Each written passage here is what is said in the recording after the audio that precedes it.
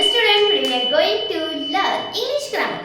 आज आपल्याला पाहायचं इंग्लिश ग्रामरला नवीन कन्सेप्ट आहे यूज ऑफ each, either आणि neither याचा वापर करायचा. यूज कसा करायचा आपल्याला eachचा, eitherचा आणि neitherचा. तर आपल्याला each कधी वापरायचं? each म्हणजे काय? each म्हणजे प्रत्येक. each म्हणजे काय? प्रत्येक. पाहूया each कधी वापरायचं, either कधी वापरायचं. पहिल्यांदा मीनिंग पाहूया. each म्हणजे काय? each म्हणजे प्रत्येक. each म्हणजे काय? प्रत्येक असं तुम्हाला म्हणायचं असतं तेव्हा each boy म्हणजे प्रत्येक मुलाने तेव्हा आपण each वापरतो. सेंटेन्स घेऊया, फक्त मीनिंग लक्षात घ्या. each म्हणजे प्रत्येक. either म्हणजे काय? either दोन घटकासाठीच वापरतात. हे दोन घटकासाठी वापरतात. म्हणजेच इथे लिहायचं either दोन घटकासाठी either वापरायचं. दोन घटकासाठी आपण either वापरणार. तसंच आपल्याला either वापरायचे दोन्हीपैकी एक ची निवड करण्यावेळेस. दोन घटकांमध्ये हे वापरायचं आणि दोन्हीपैकी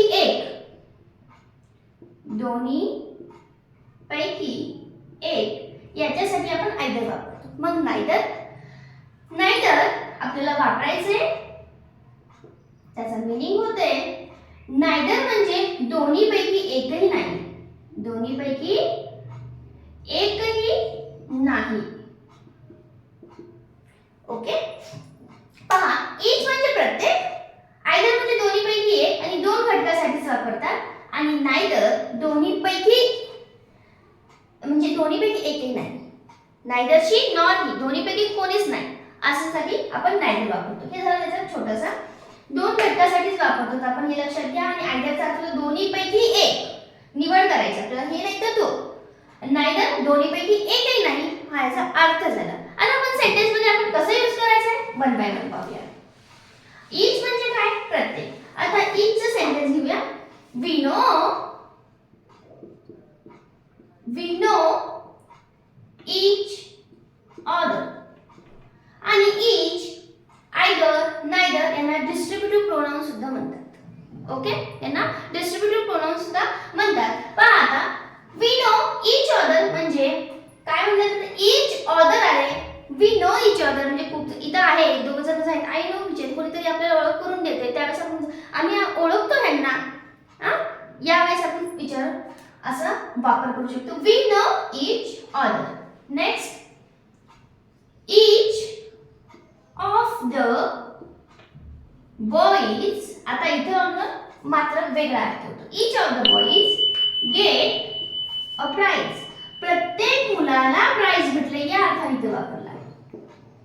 प्रत्येक मुलाला each of the boys प्रत्येक मुलाला get a prize बक्षीस भेटलेलं आहे. ओके, अशा पद्धतीने आपण each वापरतो. म्हणजे इथं काय आलं? each other. आम्ही आमचं ओळख म्हणजे आम्ही त्यांना ओळखतो की आम्ही दोघं एकमेकांना ओळखतो या अर्थाने आपण वापरलंय. इथे each म्हणजे प्रत्येक वापरले. each of the boys get prize. प्रत्येक मुलाला प्राइज भेटले. प्रत्येक या ठिकाणी each वापरले आणि नेहमी each हे मर्यादित संख्येलाच वापरतात.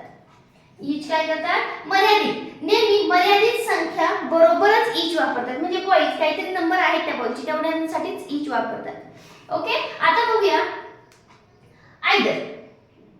eitherचं सेंटेन्स घेऊया. you can take either route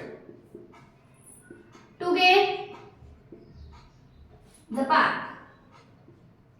To get the park. पहा, you can take either route. तू आता दोन रूट आपण जातोय, इकडे पण एक रस्ता इकडे एक रस्ता आहे. तू दोन्हीपैकी कुठल्याही रस्त्याने गेलं तरी आपल्याला पार्क मिळू शकतं. तेव्हा आपण चूज करायचं ह्या रस्त्याने जायचं की या रस्त्याने जायचं. ओके, म्हणजे दोन्ही मधलं आपल्याला एक काय करायचंय?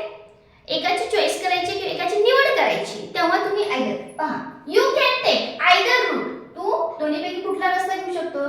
To get the park. पार्कला जाण्यासाठी तू या दोन्हीपैकी कुठलाही रस्ता घेऊ शकतो. आपण जाऊ शकतो त्या पार्कला कारण दोन्ही रस्ते पार्कला जातात.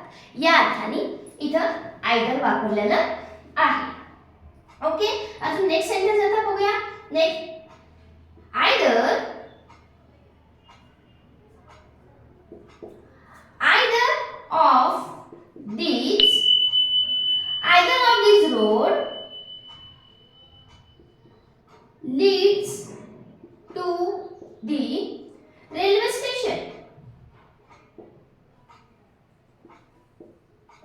Railway either of this road leads to the railway. इथं काय आहे रेल्वे स्टेशनला जाण्यासाठी.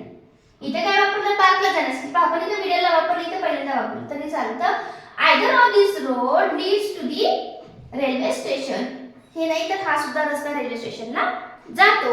मग तुला कुठली चॉईस करायचं कळू कर. इथून जाऊ शकतोस किंवा इकडे साईड. अशा पद्धतीने आपण ईच आणि आयदर वापरतो. आता आपल्याला पाहिजे काही सेंटेन्स नायदरचे. नायदर पण याच पद्धतीने.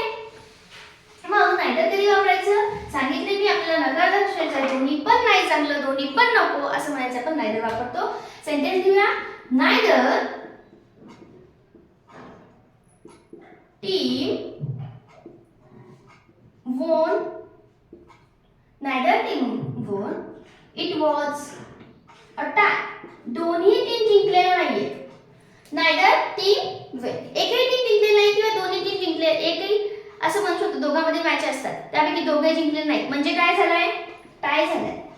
काय झालाय टाय. दोघांची मार्क किंवा दोघांचे स्कोर एक सारखे आहेत त्याच्यामुळे तिथं काय झालाय टाय. त्यावेळेस तुम्ही असं नायदर वापरू शकता. दोन्ही सुद्धा नाही तर त्यांच्यामध्ये काय झालंय मग टाय झालाय या पद्धतीने. नेक्स्ट बघूया. Neither of the girl neither of the girls is honest. Neither of the girls is honest. ही नाही तर ती कुठलीच दोघी असतात तिथं. ही नाही तर ती सुद्धा काय ऑनेस्ट नाहीये प्रामाणिक नाहीये. म्हणजे दोन्ही पैकी नाही त्यावेळेस आपण काय वापरतो नायदर वापरतो. सरळ सांगायचं झालं तर नायदर म्हणजे none of this two things दोन्ही पैकी नाही. आणि आयदर म्हणजे बोथ और one of the two things दोन्ही मधलं किंवा दोन्ही पैकी एक गोष्टीची निवड तेव्हा तुम्ही आयदर वापरायचं. दोन्ही पैकी एकही नाही त्या ठिकाणी तुम्ही वापरायचं नायदर. आणि प्रत्येक नसेल तेव्हा वापरायचं तुम्ही इच. ओके चला मग आता तुम्हाला म्हणायचंय दोन्ही पेक्षा अधिक घटक आहे. मग तेव्हा दोन पेक्षा अधिक घटक आहे तुम्हाला मग त्या ठिकाणी आयदरच्या ऐवजी एनी वन असं वापरायचं. आयदर असतं त्या ठिकाणी तुम्ही हे न वापरता त्या ठिकाणी वापरायचं. म्हणजे कसं पाहिजे दोन्ही पेक्षा जास्त घटक पाहिजे. काय पाहिजे दोन्ही पेक्षा जास्त अधिक घटक असतील तर तुम्ही त्या ठिकाणी आयदर न वापरता एनी वन वापरायचं. म्हणजे दोन्ही पैकी एक आयदर वापरायचं नाही त्या ठिकाणी वापरायचं एनी वन. या पद्धतीने तुम्ही जर तुम्हाला क्वेश्चन आला असेल दोन घटकासाठी आयदर वापरायचं मग दोन पेक्षा अधिक असेल तर काय करायचं मग त्या ठिकाणी एनी वन वापरू शकता. ओके अशा पद्धतीने आज पाहिलं आपण यूज ऑफ इच आयदर आणि नायदर. मीनिंग सोबत आपण पाहिलं आहे. कुठेही डाऊट असेल काही प्रॉब्लेम असेल तर कमेंटमध्ये नक्की सांगा. व्हिडिओ कसा वाटला हे सुद्धा कळवत चला. लाईक करून घ्या आणि शेअर आणि सबस्क्राईब करायला मात्र विसरू नका. Okay thank you.